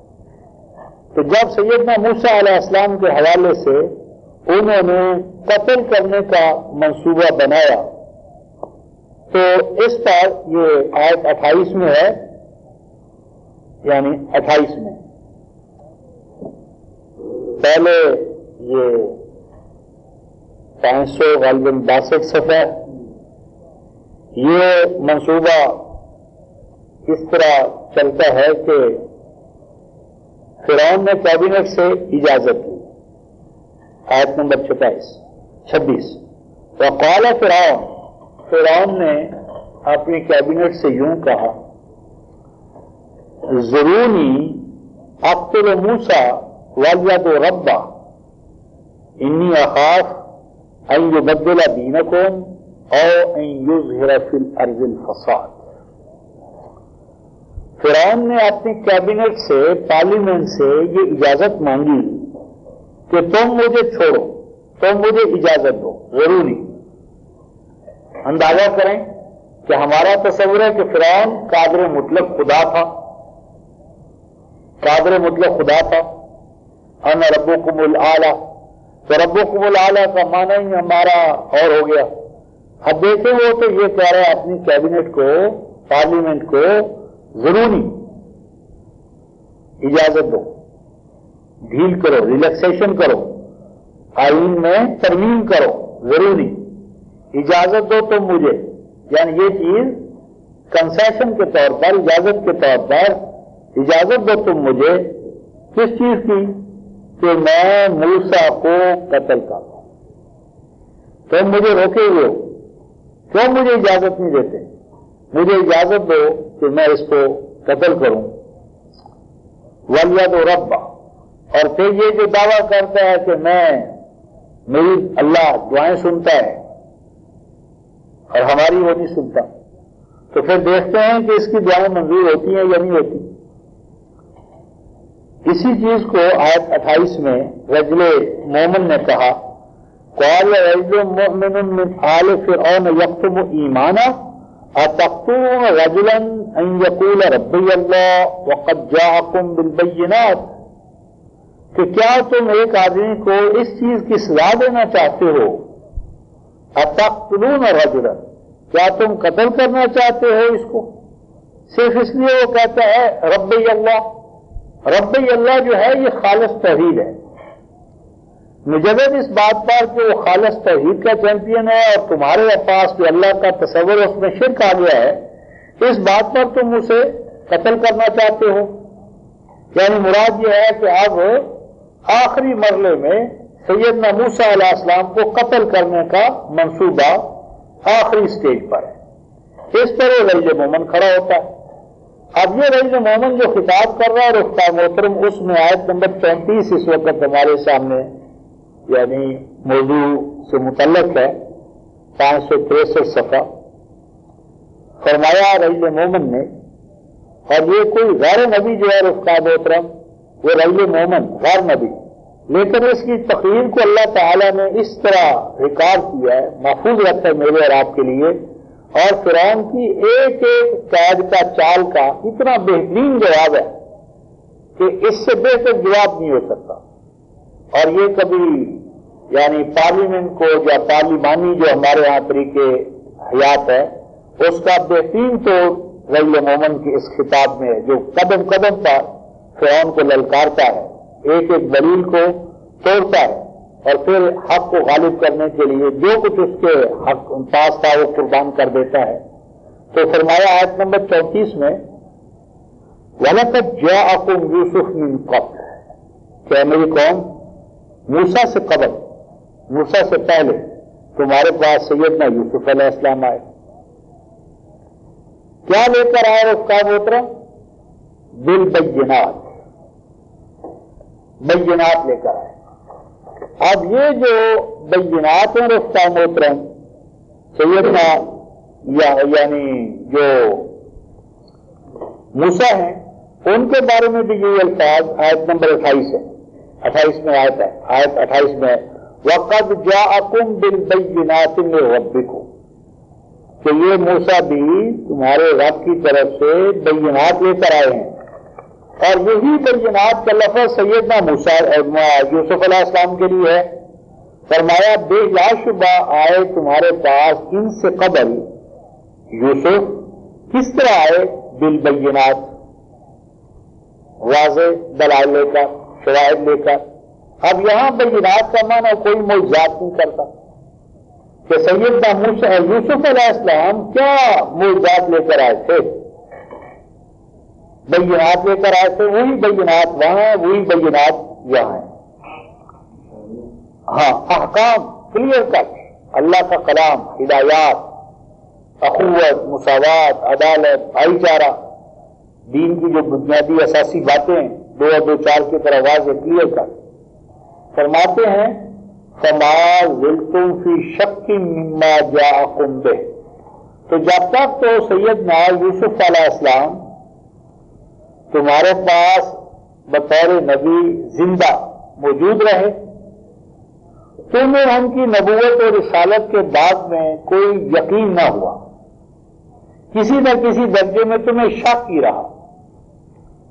فما زلتم فی شک مما جاءکم بہ، نہ چلے تم شک سے، یعنی تمہارا شک پورے طور پر ختم نہ ہوا. کس چیز کے بارے میں؟ ان تعلیمات، بینات، دعوے، دلائل جو سیدنا یوسف نے پیش کیے، ان کے بعد میں کسی نہ کسی درجے میں تمہیں شک ہی رہا کہ پتہ نہیں یہ صحیح معنی میں نبی ہے یا نہیں ہے. اور ہم نے حواریوں کے باب میں یہ فرق ہے رفتہ محترم، کل کہ انہوں نے کہا کہ اگر ہم معاہدہ دیکھیں تو پھر ہمیں اطمینان تام ہوگا اور ہم گواہ ٹھہریں گے کہ آپ صادق ہیں. تو وہ کہتے ہیں کہ تمہیں مکمل طور پر یقین نہ ہوا سیدنا یوسف علیہ السلام کی نبوت و رسالت کے بعد میں حتیٰ اذا حلت، یہاں تک کہ جب ان کی وفات ہو گئی تو وفات ہو جانے کے بعد اب تم نے یہ عقیدہ بنا لیا. حتیٰ اذا حلت، یہاں تک کہ جب سیدنا یوسف اس دنیا سے رخصت ہو گئے، چلے گئے، قلتم، اب تم نے عقیدہ یہ بنا لیا. کیا عقیدہ بنا رکھا محترم؟ لن یبعث اللہ من بعدہ رسولا، کہ جتنا عظیم الشان نبی یہ یوسف تھا جو ہمارے پاس بھیجا گیا، اتنا عظیم الشان نبی تو اب ہمارے اندر کوئی اور پیدا ہی نہیں ہوگا. ہرگز نہیں بھیجے گا اللہ یوسف کے بعد ہمارے اندر کوئی اتنا عظیم الشان بینات والا جتنا کہ یوسف تھا. یعنی سوال یہ ہے کہ جب کوئی قوم اللہ ہی کو نہیں مانتی اور آپ پارلیمنٹ میں خطاب کر رہے ہیں اور پارلیمنٹ کے خطاب کے دوران آپ کہہ رہے ہیں کہ دیکھو ہمارا اجتماعی کریکٹر یہ ہے کہ جب تک تو ہمارے اندر سیدنا یوسف علیہ السلام رہے، ان کی نبوت و رسالت کے بعد میں ہمارے پاس مکمل یقین نہ ہوا، اور جب ان کی وفات ہو گئی تو وفات ہو جانے کے بعد اب ہم نے یہاں تک مبالغہ کیا یوسف علیہ السلام کی نبوت و رسالت کے بعد میں کہ اب ہم نے یہ عقیدہ بنا لیا ہے کہ لن یبعث اللہ من بعدہ رسولا، کہ جتنا عظیم الشان رسول ہمارے پاس یوسف ہے، اتنا عظیم الشان ایسا رسول بینات والا تو آ ہی نہیں سکتا. لیکن موسیٰ علیہ السلام نے بینات کا دعویٰ کر کے اسی طرح کی نبوت و رسالت کا دعویٰ کر دیا. گویا کہ وہ یہ کہہ رہے ہیں کہ یوسف کی موجودگی میں ہمیں موسیٰ کو ماننے کی کیا ضرورت ہے؟ کیا ہمارے پاس یوسف کی نبوت و رسالت نہیں ہے؟ اور یوسف کی نبوت و رسالت اب قصے ہیں، کہانیاں ہیں، روایات ہیں جو باپ دادا سے سن کر انہیں اکٹھی کر لی ہیں. اور سامری جو تھا رفقہ محترم، وہ دراصل اسی دین یوسوی کا جو آثار کی شکل میں تھا، روایات کی شکل میں تھا، اسی کا نمائندہ تھا.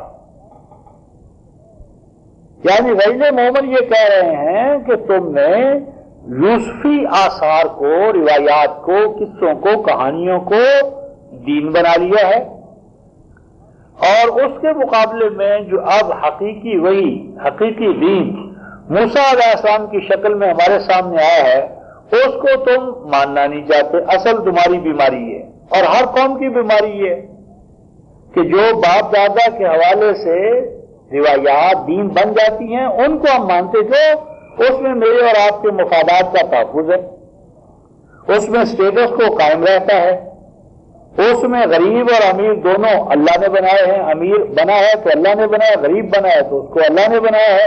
لہذا جو اسٹیٹس کو ہے، منصب ہے، وہ قائم رہے گا. طاقت والا طاقت والا رہے گا، کمزور پامال کمزور و پامال رہے گا. یہ دونوں کو اللہ نے ایسا کیا ہے.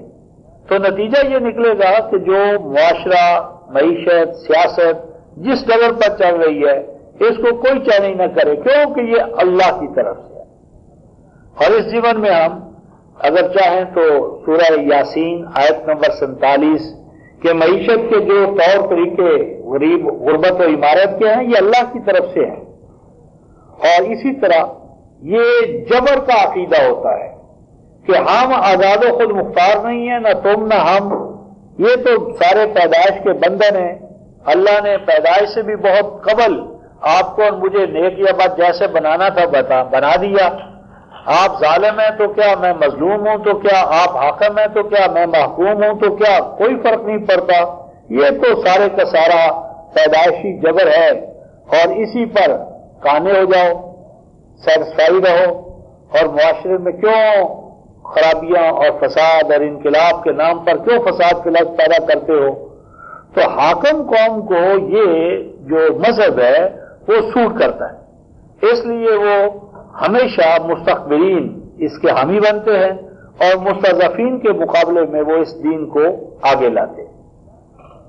یہ رفقائے محترم خلاصہ ہے ان تین بنیادی باتوں کا جو میں آپ حضرات کے سامنے پیش کرنا چاہتا تھا کہ جو فرعونی تھے یہ غلط بات ہے کہ وہ اللہ کو نہیں مانتے تھے، وہ اللہ کے قائل تھے، لیکن ان کا تصور الوہیت کا مشرکانہ تھا، جیسا کہ سورہ یوسف آیت 106 وما یؤمن اکثرهم باللہ الا وهم مشرکون، دنیا میں اکثریت تم ایسے مومنوں کی پاؤ گے جو ایمان کے باوجود کیا کرتے ہیں؟ مشرک ہوتے ہیں، اور ان کا ایمان حقیقی دین پر نہیں تھا بلکہ فیبریکیٹڈ تھا، فیبریکیشن۔ اور وہ فیبریکیشن کیا تھی؟ وہ سیدنا یوسف علیہ السلام کی نبوت اور رسالت کا سہارا لے کر انہوں نے جھوٹی سچی کہانیاں قصے وضع کیے، اور ان جھوٹے سچے قصوں کو کہانیوں کو انہوں نے سیدنا یوسف علیہ السلام کے نام پر پھیلایا، اور یہ کہا کہ اس کے ہوتے ہوئے، ان کہانیوں کے ہوتے ہوئے، قصوں کے ہوتے ہوئے ہمیں کچھ ضرورت نہیں ہے کہ ہم ایمان لائیں اس پر موسیٰ علیہ السلام پر۔ یہ تو وہ تین بنیادی نکات ہیں۔ اب ہم اس کے بعد رفقا محترم جو 9 آیات ہیں ان کے حوالے سے تھوڑی سی گفتگو کرتے ہیں تاکہ یہ الگ الگ یہ جو چیزیں ہیں ان کے بارے میں ہمیں معلوم ہو کہ یہ کیا تھا۔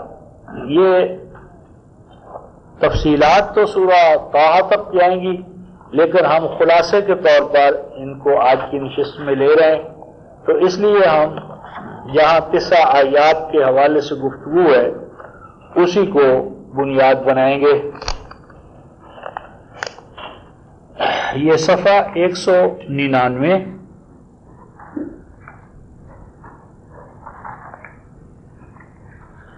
آیت 133۔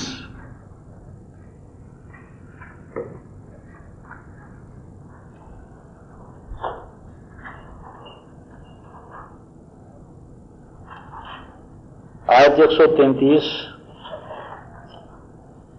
فَأَرْسَلْنَا عَلَيْهِمُ الطُّوفَانَ وَالْجَرَادَ وَالْقُمَّلَ وَالضَّفَادِعَ وَالدَّمَّ آیات مفصلات فَاسْتَكْبَرُوا وَكَانُوا قَوْمًا مُجْرِمِينَ وَلَمَّا وَقَعَ عَلَيْهِمُ الرِّجْزُ قَالُوا يَا مُوسَىٰ ادْعُ لَنَا رَبَّكَ بِمَا عَهِدَ عِندَكَ لَئِن كَشَفْتَ عَنَّا الرِّجْزَ لَنُؤْمِنَنَّ لَكَ وَلَنُرْسِلَنَّ مَعَكَ بَنِي اسرائیل۔ فرمایا پہلی بات تو یہ فرمائی فَأَرْسَلْنَا عَلَيْهِمُ الطُّوفَانَ، یعنی یہاں رفقا محترم ارسلہ کا جو صلہ ہے اعلیٰ استعمال، ارسلہ اعلیٰ، لفظی ترجمہ یہ ہے کہ اللہ فرما رہے کہ ہم نے پھر ان کے اوپر طوفان بھیجے۔ طوفان، یہ جو طوفان ہے رفقا محترم، عام طور پر اس طوفان کو سمجھا جاتا ہے کہ یہ طوفان پانی کا طوفان آیا، یعنی فلڈڈ، سیلاب۔ عام طور پر تراجم میں طوفان سے مراد پانی کا طوفان ہے، لیکن یہ رفقا محترم طوفان جو ہے یہ فولان کا وزن ہے، اور طافا یطوفو طوفن و طوفانن یہ مصدر ہے، جس طرح کفران، غفران، نقران یہ فولان کا مصدر ہے طافا یطوفو سے، طافا یطوفو۔ تو یہ ایک تو معنی یہ جو عام ہے کہ جی پھر ان پر ہم نے فلڈز کو، سیلابوں کو ان کے لیے عذاب کے طور پر بھیجا، اور اگر یہ طوفان اس طرح آئیں تو طوفان تباہی کا باعث بنتے ہیں ایسی نافرمان قوم کے لیے کہ جو مثلاً کاہل ہے، سست ہے، دوسروں کی محنت پر پلتی ہے، اور وہ نہیں دیکھتی کہ جو دریا ہیں ان کے جو بند ہیں، بینکس ہیں، اور ان کے اندر جو گاد جمع ہوتی چلی آ رہی تھی ڈیمز میں، اس کا کیا حال ہے۔ یعنی اگر کوئی قوم چوکنی ہو، بیدار ہو، ہوشیار ہو، اور وہ دیکھتی رہے کہ حالات کیا رخ اختیار کریں گے اور اپنے دریاؤں کو نیچا کرے، ڈیمز کی گاد نکالے، ان کے بینکس کو مضبوط کرے، تو اولاً تو وہ ان چیزوں سے بچے رہیں گے، اور اگر نہ بھی بچے تو وہ عین سچویشن جب یہ پیدا ہوگی تو وہ چونکہ ایک دوسرے کے بھائی ہوں گے، اخوت ہوگی، تو وہ ایک دوسرے کا یہ غم جو ہے، تکلیف جو ہے، وہ بانٹ لیں گے، ایک دوسرے کے دست و بازو بن جائیں گے۔ اور اگر نافرمان ہوں گے تو ایک طرف طوفان ان کو ختم کر رہا ہوگا اور دوسری طرف لوٹ مار کرنے کے لیے انہی کے بھائی بند آ جائیں گے، اور اگر ان کو عقوبت کوئی امداد بھی پہنچائے گی تو وہ امداد بھی ان مجبوروں تک نہیں پہنچے گی، اور وہ بھی درمیان میں یہ کھا جائیں گے۔ لیکن میں جو سمجھا ہوں طوفان کا یہاں معنی یہ نہیں ہے، بلکہ طوفان جو ہے یہ طافہ یطوف و طوفان یہ ہے، جس طرح کہ اگر آپ کو یاد ہو تو سورہ القلم میں ہم نے یہ پڑھا تھا فَطَافَ عَلَيْهَا طَائِفٌ مِّن رَّبِّكَ وَهُمْ نَائِمُونَ، یہ سورہ القلم میں یہ الفاظ آئے تھے کہ یہ جو سرمایہ دار تھے جنہوں نے فیصلہ کر لیا تھا کہ ہم نے مظلوموں کو، ہاریوں کو ان کے حقوق نہیں دینے، ان کا حصہ جو بنتا ہے نہیں دینا، یہ قلم 68 سورت ہے، اور اس کی آیت نمبر 19 ہے، جو 600 غالباً 76 صفحہ ہوگا۔ اس میں الفاظ ہے فَطَافَ عَلَيْهَا طَائِفٌ مِّن رَّبِّكَ وَهُمْ نَائِمُونَ، کہ انہوں نے فیصلہ کیا کہ ہم جا کر تمام فصل اٹھا لیں گے، باغات کا پھل کاٹ لیں گے، اور جو 141 کی روح سے جو مظلوموں، مجبوروں، محنت کشوں کو جو ان کا حق دینا چاہیے، ان کے لیے سامان نشو و نما، وہ نہیں دیں گے، تمام اپنے لیے اٹھا لائیں گے۔ تو جب انہوں نے یہ فیصلہ کیا تو وہ تو ابھی سوئے ہی ہوئے تھے، تو قرآن کہتا ہے فَطَافَ عَلَيْهَا طَائِفٌ مِّن رَّبِّكَ وَهُمْ نَائِمُونَ، یہ تھا طوفان، یعنی وہ جو مظلوم، مجبور، مقہور، کہ جن کو ان کے حقوق سے، ان کی محنت سے، جدوجہد سے وہ محروم کر دیتے تھے، کرنا چاہتے تھے، وہ اپنا حق لینے کے لیے ان کا گھیراؤ کرنے لگے، یعنی فیکٹریوں کا، کارخانوں کا، فصلوں کا۔ طوفان کا معنی ہے کہ وہ مظلوم، مجبور، مقہور، وہ اپنے حقوق کو حاصل کرنے کے لیے میدان میں نکل آئے۔ انہوں نے بھی طواف شروع کر دیا، وہ بھی چوکنے ہو گئے، پہرا دینا شروع کر دیا انہوں نے، یعنی انہوں نے کہا کہ بھئی پہلے تو ہم اور ہمارے بیوی بچے بھوکوں کیوں مریں، کھیت ہمارے، کھلیان ہمارے، محنت ہماری، جدوجہد ہماری، ہمارے بھوکے مرے بچے اور تمہارے بچے دادے عیش لیں۔ تو انہوں نے اپنے حقوق کو حاصل کرنے کے لیے، ربوبیت کے حقوق کو لینے کے لیے، انہوں نے طوفان یعنی طوفانی دورے کرنا، ہاں جی، اپنے حقوق کے لیے سٹرائکس کرنا، جدوجہد کرنا، متحرک ہونا، تو طوفان مظلوموں کی طرف سے۔ اور آگے آیا ہے جراد، تو جراد کا عام ترجمہ تو کرتے ہیں کہ وہ کیا کرتے تھے کہ جی ان کے اوپر اللہ تبارک ٹڈی ڈال، یہ جو کیا ٹڈیاں جو آتی ہیں وہ اللہ تعالیٰ نے بھیج دی، اور میں اس کا معنی کرتا ہوں جردا یجرد جردن و جردا، لباس اتار دینا۔ میں اس کا یہ ترجمہ کرتا ہوں اور میں سمجھا ہوں کہ مظلوم مظاہرے کرتے تھے اور وہ ننگے تن ہوتے تھے،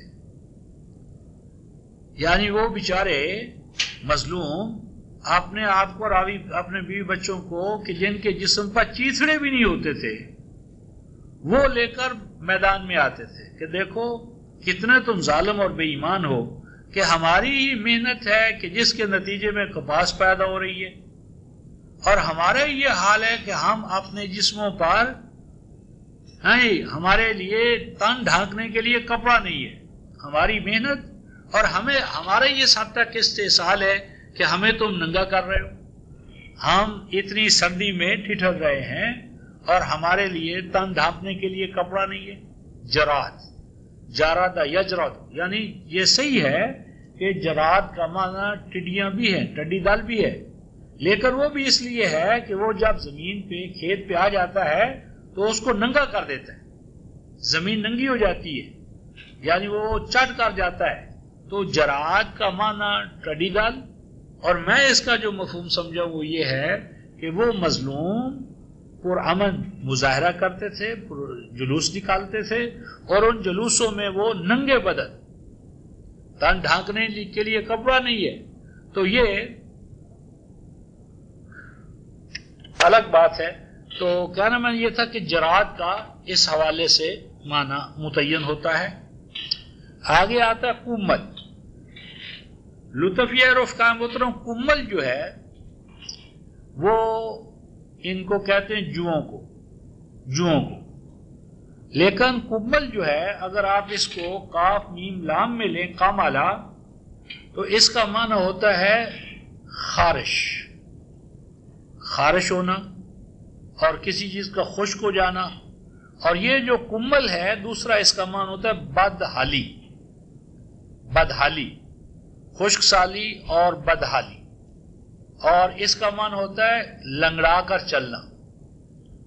تو یہ جو کمل ہے اگر تو محکوم قوم کے حوالے سے لیا جائے تو اس کا یہ معنی ہوگا کہ انہوں نے وہ بتاتے تھے کہ دیکھو ہمارے سروں میں جوئیں پڑ گئی۔ کیا معنی؟ یعنی ہمیں صاف ستھرا رہنے کے لیے کوئی وسائل ہمارے پاس نہیں ہے، ہمارا وجود اور عدم برابر ہے، اور اگر حاکم قوم کے حوالے سے ہوگا تو معنی ہوگا کہ ان کی بد چال، یعنی غلط انتظامی جو ان کا ڈھانچہ تھا، بد انتظامیہ جو تھی، اس کے نقائص روز روشن کی طرح وہ واضح کرتے تھے کہ دیکھو تمہاری انتظامیہ جو ہے وہ ہمیں اس مقام پر لے آئی ہے کہ ہم جوؤں سے بھرے ہوئے ہیں، ہمیں صاف ستھرا رہنے کے لیے کوئی وسائل حاصل نہیں ہے، پاک صاف پانی نہیں ہے، جس طرح آج کلکتہ کے اندر جائیں تو کیا مستضعفین کا حال ہے۔ پھر آگے آیا وَالزَّفَادِعَ، زفادیہ زفدہ مینڈک کو بھی کہتے ہیں، اور زفدہ کا دوسرا معنی ہوتا ہے بے معنی گفتگو کرنا، اور زفدہ من الناس ایسے آدمی کو کہتے لوگوں میں سے جو بے ڈھنگی چال ہو، بے ڈھنگی چال۔ تو زفادے کا کیا معنی ہوا کہ وہ ان کے اندر جو گفتگو کا سلیقہ تھا، یعنی اس رد عمل میں حاکم قوم جو تھی وہ ٹاٹر کرنے لگی، یعنی ان کے اندر تہذیب، ثقافت، انسانی آداب غنڈہ گردی، یعنی وہ حاکم قوم اپنی حکومت سے غنڈہ گردی کا کام لینے لگے، ان میں انسانی چال ختم ہو گئی اور حیوانی چال، ٹاٹر کرنا، کائیں کائیں کرنا، انسانی حقوق اور آداب سے بالکل دوسری طرف جانا، یہ ان کا مزاج اور چال بن گیا۔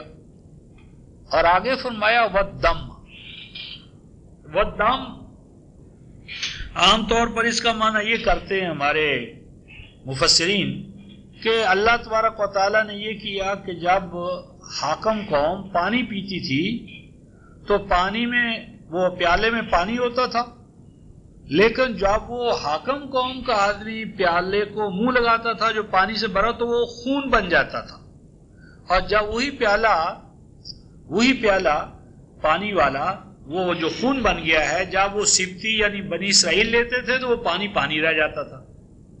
یہ معنی کرتے ہیں وَالدَّمَّ کہ ہم نے ان کے اوپر خون اتارا.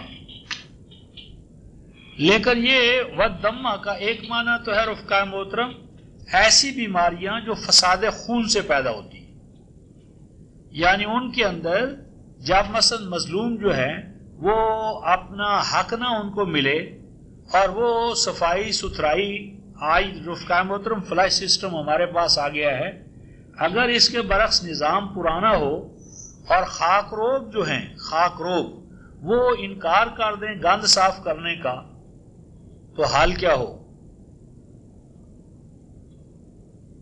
اور یہ آج سے 60-70 سال پہلے مکہ اور مدینہ میں حال علامہ عبید اللہ سندھی نے اپنی خود نویس سوانے میں لکھا ہے کہ اگر کوئی وہ حبشی سٹرائی کر دیتے تھے تو شریف مکہ سے لے کر تمام اشراف جو تھے وہ مکہ چھوڑ دیتے تھے، اتنا گند اور بدبو.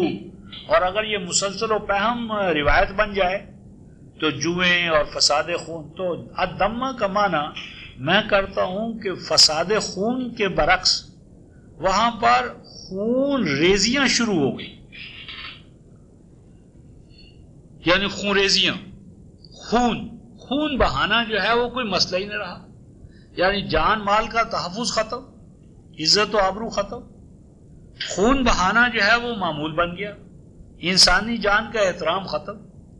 یعنی مظلوموں، مقہوروں، مجبوروں پر دست درازی کرتے کرتے آخر کار وہ سول وار کی شکل پیدا ہو گئی، اور سول وار نے یہ شکل اختیار کی کہ خون بہانا جو ہے وہ معمول ہو گیا. یعنی انسان کی جان کی کوئی قیمت نہیں ہے، 54-58 کے نام لینے اور دینے پر جو ہے وہ انسان کا خون بہایا جا رہا ہے. تو خون بہانا جو ہے یا خونی بیماریاں جو ہیں یا خون کی قدر و قیمت جو ہے وہ بالکل ختم ہو گئی. اور یہ چیزیں کیا تھیں؟ آیات مفصلات، یہ نشان تھے ڈکلائن کے. یعنی کسی قوم پہ جب زوال آتا ہے تو یہ زوال کے واضح علائم تھے، نشانات تھے. فاستکبروا، لیکن اس پر بھی ان کی آنکھ نہ کھلی اور اپنے بڑائی اور کبریائی اور کا جو خناس تھا اس میں قائم رہے. تو یہ رفقائے محترم جو یعنی عصا اور ید بیضاء اس کے ساتھ جب یہ ملائیں گے تو یہ طوفان، جراد، کمبل، زفاد دام یہ 7 بن جائیں گی. اور اس کے برعکس اس کے ساتھ ساتھ آیت 130 پر یہ 2 اور اس میں اضافہ کیا ہے. وَلَقَدْ أَخَذْنَا، یہ آیت 130 اسی سورہ الاعراف میں، وَلَقَدْ أَخَذْنَا آلَ فِرْعَوْنَ بِالسِّنِينَ وَنَقْصٍ مِّنَ الثَّمَرَاتِ لَعَلَّهُمْ يَذَّكَّرُونَ. فرمایا کہ آل فرعون جو تھی اس پر وقتاً فوقتاً قحط سالیاں آنے لگی. سنین کا معنی ہے قحط سالیاں. وَنَقْصٍ مِّنَ الثَّمَرَاتِ، اور پیداوار جو تھی وہ کم ہونے لگی. اب پیداوار کی کمی جو ہے رفقائے وہ ایک معنی تو اس کا یہ ہے کہ عام طور پر کہ اللہ کی طرف سے اس کو گمان کیا جائے جس طرح عام تصور ہے ہمارا، اور ایک اس کا انسانی حوالے سے تعلق ہے. اور وہ اس طرح کہ جب آپ ہاری مزدور کسان جو زمین پہ کام کرتا ہے اس کو اس کے حقوق نہیں دیں گے تو پیداوار لازماً کم ہوگی. یعنی وہ کیوں محنت سے ہل چلائے، وہ کیوں محنت سے رہٹ کھینچے، وہ کیوں محنت سے آپ کی کھیتیاں سیراب کرے جب اسے پتا ہے کہ مجھے تو یہاں سے کچھ ملنا ہی نہیں. یعنی پیداوار لازماً کم ہوگی. پیداوار اجناس کی شکل ہو یا کوئی اور شکل وہ لازماً کم ہوگی جب آپ پیداواری عامل جو ہے اس کو اس کا حق نہیں دیں گے. جب اس کا آپ حق ربوبیت تسلیم نہیں کریں گے تو اول تو پیداوار کم ہوگی، اور اگر پیداوار صحیح ہوئی تو اس کی رکھوالی کرنا، حفاظت، نگہداشت اور اس کو کاٹ کر کھلیان تک لانا اور سارا. تو یہ لازمی بات ہے کہ اگر مظلوم، مقہور، مجبور جو ہے آپ کی محنت کش جماعت ان یعنی چیزوں میں مبتلا ہوگی تو پیداوار لازماً کم ہوگی۔ اس کے ساتھ اب دو خلاصہ آخری کہ اساد اصل رفقائے محترم وہ احکام تھے کہ جن احکام میں غالب قوم جو تھی، حاکم قوم، اس کی تباہی و بربادی کا پروگرام تھا کہ اگر یہ مستکبرین اپنے استکبار سے باز نہ آئے تو انجام کار بائی سٹیجز ان کو ہلاک کیا جائے گا۔ تو یعنی اس میں انذارات تھی۔ نبی کے نبوت کے دو پہلو ہوتے ہیں، ایک انذار اور دوسرا بشارت۔ ہاں، نامی نقص من الثمرات کے پھلوں کا، پیداوار کا آہستہ آہستہ کم ہونا۔ تو یہ جو عصا تھا، عصا دراصل وہ احکامات تھے کہ جن احکامات میں حاکم قوم کی تباہی کا راز یا طریقہ کار پوشیدہ تھا۔ ان احکامات پر جب سیدنا موسیٰ علیہ السلام نے غور کیا کہ یہ احکامات کیا ہیں، تو ان کو یوں نظر آیا کہ یہ احکامات نہیں ہیں، یہ تو سانپ ہے جسے مجھے کہا جا رہا ہے کہ اس کو پکڑ لو۔ یعنی حاکم قوم کو، جس کے پاس تشدد اور طاقت کی تمام انواع و اقسام کی چیزیں، ان کو خطاب کرنا، ان کو فیس کرنا، یہ کوئی آسان کام نہیں ہے۔ یعنی یہ آگ کا انگارہ ہے جو ہاتھ میں لینا ہے، یہ سانپ ہے جسے ہم نے اپنی گرفت میں لینا ہے۔ جب سیدنا موسیٰ علیہ السلام نے ان احکامات پر غور کیا تو ان کو یوں نظر آیا کہ یہ احکام نہیں ہے، یہ تو سانپ ہے۔ تو حکم ہوا خذھا ولا تخف سنعیدھا سیرتھا الاولی، مت ڈرو، ان احکام کو لے لو اور چلو، اور تم دیکھو گے کہ ان احکام میں تیری مخالف قوم کی ہلاکت ہے، تیرے لیے امن ہے۔ تو یہ عصا دراصل حاکم قوم کی تباہی یا ڈی تھرون کرنے کے حوالے سے ایک سلسلہ احکام تھا، اور ان کا ہاتھ میں لینا ایسا ہی تھا جس طرح سانپ یا آگ کے انگارے کو اپنی ہتھیلی پر اٹھانا۔ اور جو ید بیضا تھا، یہ ید بیضا میں ایک پوائنٹ تو یہ تھا کہ خوف کی حالت میں اپنے آپ کو بے قابو نہیں ہونے دینا۔